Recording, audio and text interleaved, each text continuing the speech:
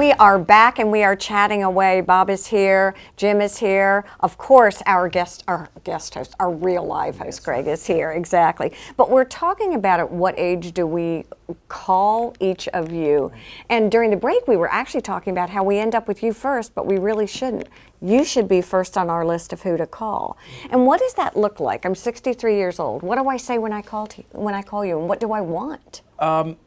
A lot of people that are beginning to pre-plan start to, maybe they've had a parent die or something like that. Okay. They start to go through that process.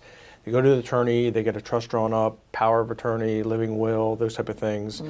But there's gaps in there. You know, you may have a power of attorney that lives thousands of miles away that are your kids. Today, there's at least one child that lives at least 200 miles from their parent. It's either the parents moving or the children are moving.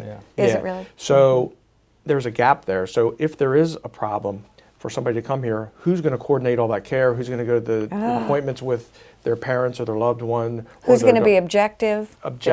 Or their adult son with special needs, should they pass, who's going to look out for that person? So we can jump in and be power of attorney or an agent for a power of attorney and make sure all those things happen locally. But you're asking when you get started. I'd say when you hit in your 60s, start to get started, and just because we put a plan together doesn't mean it doesn't change. And that's what I encourage people to do. Just let's put something together, and you can always change it, but it's good to have a plan. Well, and actually that makes a lot of sense, having a plan. And then when it's time or I have questions, that's when you call Greg. Yes. Okay. Oh, yeah. Yeah, or a party that, yeah, exactly. And you brought up a great point. You were talking about it. How does that power of attorney, that process work? Well, typically when you get a will drawn up or of a trust, you name a power of attorney. You should also name a secondary power of attorney, and it should really be well thought out, because typically it's a brother or sister, a son or daughter, but that can also cause problems among multiple sons and daughters, because one person's making a decision.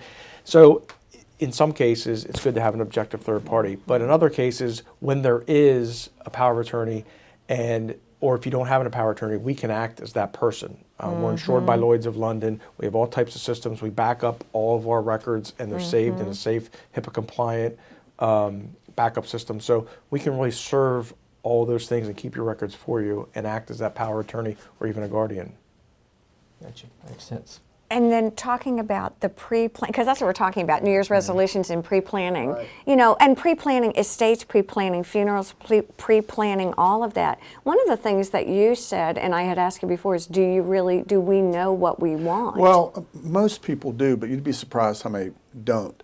You may know, but you may never tell your kids that. So when you pass away, the kids come in to make funeral arrangements, and two of them say, oh yeah, Mom wanted to be buried, and two say they want to be cremated, and the next thing you know, well, I just have to excuse myself and say, you're going to have to make a decision.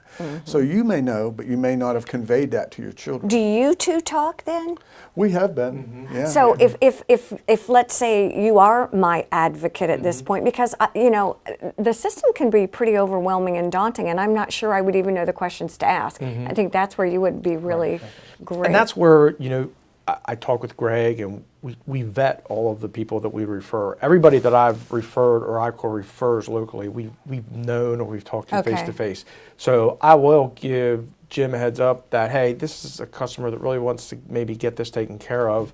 And I just referred one to you because it was similar to what he just said. She had plans in mind, but she wasn't sure her daughters were on the same page or wanted to be on the same page. Yeah, that's yeah. big. What does that look like? Well, if you, you know, in this particular instance, and we're not violating any trust or anything, the woman wanted a certain funeral, certain disposition, and she didn't think that her daughter was going to be in agreement with that.